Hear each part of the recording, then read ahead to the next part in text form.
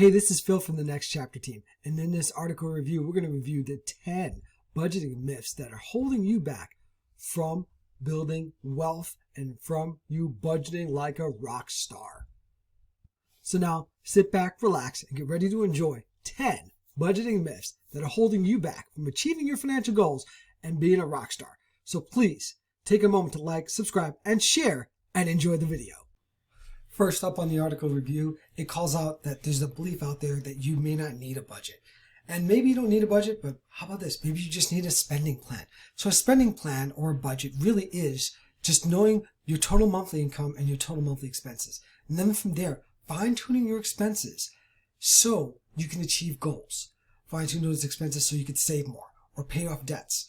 And then from there, also you carve out some money of your total monthly expenses to enjoy life. Right? So a budget really is just a plan. It's a plan for all of your money on how you're going to utilize it. And so it's so important to have it. So in fact, I call out this myth as false. You do need a budget. You do need a spending plan. But you have to gear it towards your life, your real life, and have some balance in there. So you should always have some fun money. And you should have some money that you, if you're in a relationship, that you carve out to go on dates and such. Right? Because those things help keep your relationship healthy and keep your life healthy. So there's a balance to it. So have a balanced spending plan or a balanced budget where you are both achieving some goals and having some fun. And that combo and investing consistently will really help you get there. And so I call out that myth false. You do need a budget. You do need a spending plan. The next is, I'm not great with math. Well, I'm going to tell you right now. To have a good spending plan or a budget, you don't need to have a master's in accounting or finance. It's basic math. And with some practice, even those people who are not great with math, with some practice, you become better at it. And you know what? If you don't want to lean into Excel or paper and pen and a calculator, there are budgeting apps out there. There are budgeting apps, there's software. These things take away all the math. But they're only as accurate as the numbers that you input into it. So it really comes down to leaning away from the math, but being more accurate, knowing all the facts, counting all the expenses, remembering that if you're a renter in certain states, it's rent plus utilities, right? In certain states, in certain parts of the country, it's gas and electric. So it's not just one, it's both, right? And then you have water sometimes too. And don't forget, if you're a renter, you should have renter's insurance to help protect your assets, right? So again, number 2, I call this one false. I'm not good with math. It's not about being good with math. It's about being clear and really leaning into your situation. And whether it be paper and pencil or a software program, it's all going to be coming down to knowing what's going in there and being honest with yourself and accurate. And that accuracy comes with time and practice. Just like most skills in life, times and practice. The number 3 thing is, my job is so secure, why would I need a budget? Well, I've got to tell you, economic factors change and you could be downsized. Or they could be taken over, right? You could have your company get bought out by another company. And that could lead to your job being eliminated over the course of time. And those also individuals who have government jobs that are very stable. Yes, it's very stable. But budget changes happen. Budget challenges happen. And sometimes with these budget challenges happening, they may downsize your role. Or you could be forced into furlough. Those 1 or 2 days or even a week of furlough could really put you in a spot. So your job being secure should not be a reason to not have a budget. In fact, your job being secure gives you even more motivation to have a budget, because if you have a nice secure job, you have a good sense of what's coming in. So fine tune, lean in. Your job being secure plays as a plus, not a minus. Okay? Take this as a plus. So having a secure job really should not stop you from maintaining a budget or a spending plan. The 4th myth that this article calls out is unemployment insurance will tide me over. I'm sorry to say, unemployment insurance will not fully tide you over. In most states, unemployment insurance will not cover your full entire salary. All right? So you got to really keep that in mind. That's why it's better to have an emergency fund, whether it be 1 to 3 months, maybe even 6 months. That, with a combination of unemployment insurance, will help you bridge the gap while you try to find a new job. So unemployment insurance is probably not the best factor to lean onto and why you shouldn't have a budget. In fact, the knowledge that it won't cover all your expenses should really encourage you to have a spending plan or a budget. The number 5 myth is, I don't want to deprive myself. I agree. Don't deprive yourself. But make sure you have a balanced spending plan where you have some money to have fun with, but you're covering all your bills. You're meeting your savings targets. You're meeting your investment targets. You're taking care of yourself and your family. So a budget or a spending plan does not deprive you. In fact, it helps you fine-tune exactly how much you are going to enjoy. And then you can enjoy it guilt-free. So a budget will not deprive you. It's what the factors you put into the budget that will deprive you. You may find that you have so many debts that is depriving you. And so you should focus on paying off those debts so get out from under those debts. And then therefore you can enjoy a little more life. So a budget actually can really help you and not deprive you. Done correctly with practice. Again, practice. The number 6 item that the article calls out is, I don't want anything big. And you know what? You may not need anything big, but life factors may change. So by having the good muscle of building a spending plan and sticking to that spending plan or budget every month, it will help you be able to refactor your financial situation and your habits quickly if life factors change. You could suddenly find yourself in a whirlwind relationship and you want to get married, okay? Or you find yourself with a kid on the way, okay? Or you decide suddenly, for reasons that you've never thought of, that your partner is going to stay home and you're going to become a single income family. If you have a good handle on a spending plan or a budget and you've been doing it for months and years, it will become easier to adapt to these changes. Life changes. Or you may have a sudden car thing. Let's not go so personal with marriages and people getting sick or whatever that you want to stay home. Maybe a car accident occurs. By having a good savings fund that you've been saving for all this time, all of a sudden you're ready to purchase a vehicle. Life changes really fast. So having a budget and a spending plan will help you be ready to adapt to these changes really quickly. The number 7 myth is that a budget will cause you to have too much money sitting around or money in savings, and therefore would not allow you to qualify for student financial aid. But you know what? What the article does call out, conversely, and I have to completely agree, is financial aid does not account for money in your retirement accounts, so that could be a 401k or an IRA, or even in your mortgage, like mortgage equity. So think of it this way. If you are maximizing your retirement or IRA because you've really fine-tuned your budget, the only thing it's going to account for is money in your savings. That money in your savings is likely either money saving for a big purchase or saving for college or your emergency fund. And you know what? If these are some of the things that held against you, that's a great problem to have. That means you have money up and beyond your emergency fund that is 3 to 6 months, or money beyond, car savings or things of that nature, right? And that's okay. This is a good problem. But conversely, the great way to fight this is during the financial aid process, you can apply for Stanford loans, Perkin loans, and even Pell Grants. These are different types of loans that can be used to help pay for higher education. The number 8 myth is, I'm debt free. I don't need a budget. You're debt free. That's great. We're happy for you. We're pumped. We're elated. You're doing better than so many other individuals. Do you have an emergency fund? Are you saving for retirement?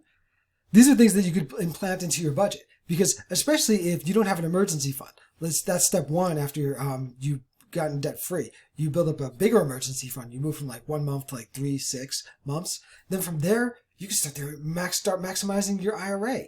And again, in your IRAs, we do lots of ETF reviews. You could buy ETFs. These ETFs can compound and build into a major balance over time.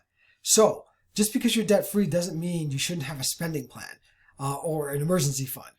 It just means you're in a better position than so many others. So take advantage of that debt-free status and build up an emergency fund and save for retirement and save up for big purchases. And of course, because you're debt-free in your spending plan, make sure you have some gaps so you can enjoy.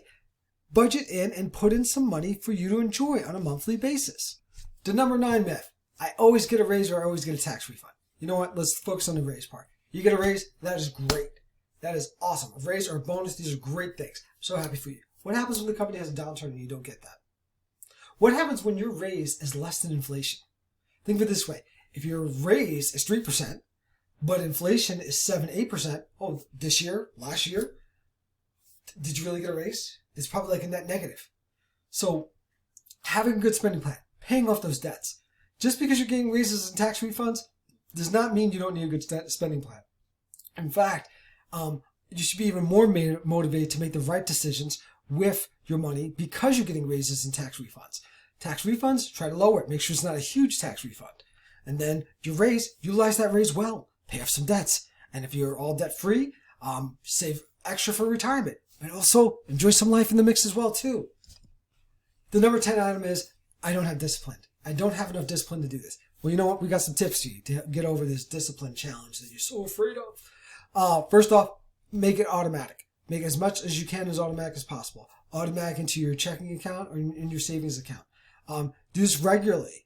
Then from there, the spending plan, remember, make sure it's intentional. It's an intentional spending plan that helps you achieve your goals. And make sure there's some money in there for you to have fun.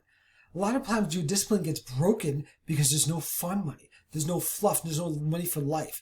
You need some life in your budget. And for those married couples, you need some money for their dates. And if you are not married and you have a kid, you need some money to have some fun with your kid too. So again, make this automated, make it direct and intentional to achieve your goals. And you can do it. And then that discipline won't seem very hard because you've automated it, you made it realistic, and you made it something you can stick with month after month. Because month after month, you will achieve your goals, whether it be building up an emergency fund, paying off some debts, or it's because you've taken care of a lot of that and you're down to just like a mortgage or something really big. Then from there, you're saving hard for retirement. And over time, it's going to really snowball into some big numbers in retirement and big numbers in savings for you to enjoy, to do the things you want with your life. So a budget, a spending plan can really help you achieve your goals. And having discipline over the time will help you achieve those goals. You can do it. Now, a quick recap on the 10 budgeting myths out there that are holding you back. First off, I don't need a budget. Again, just noise. Everyone needs a budget or a spending plan. You need a clear path on how you're going to use all of your income to pay your expenses, to invest, and live life and have fun, okay? You need that. Next, I'm not good with math. You don't need to be good with math. You just need practice, right? You need practice and good tools, whether it be paper and pen, whether it be Excel or Google Sheets, or even some software. There are budgeting softwares out there. But just be careful with the softwares. Make sure they're not selling your information or they're not just pushing lots of credit cards and offers to you. Next, my job is so secure. Why would I need a budget?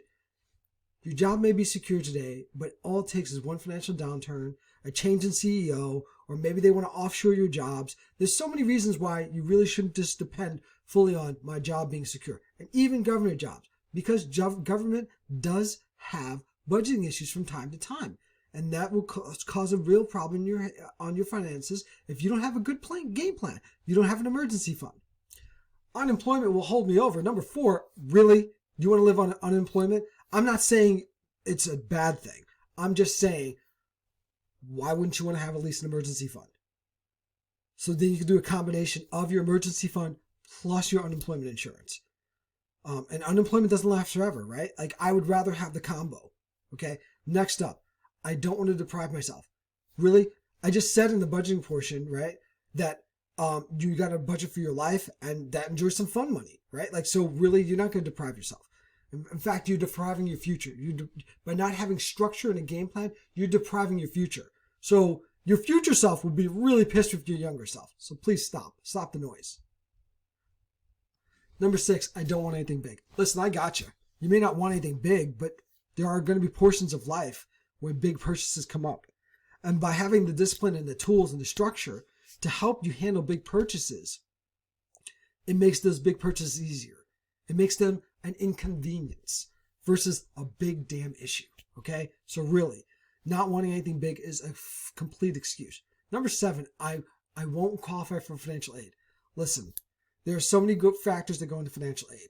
But if your biggest problem is you have too much money saved and you can't get financial aid, this is a great problem, okay?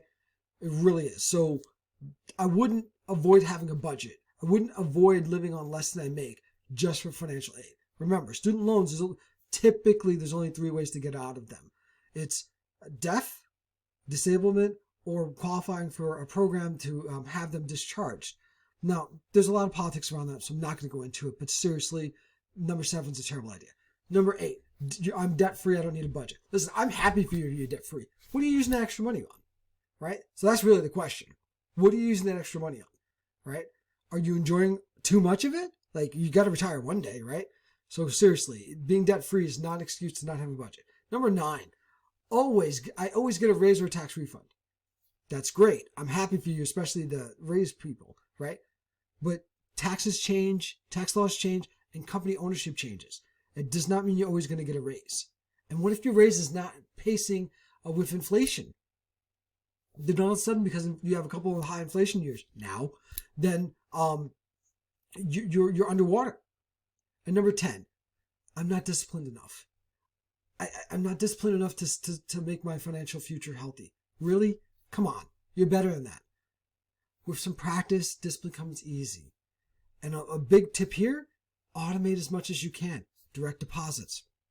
Split up your paychecks. A good portion goes to your an account that covers all your bills, and then some money goes directly into your actual personal checking that you walk around with that debit card. That money that goes towards bills, don't walk around with that debit card. You'll spend it. You'll spend it. That's how you got in this picture, that you didn't think you could do this.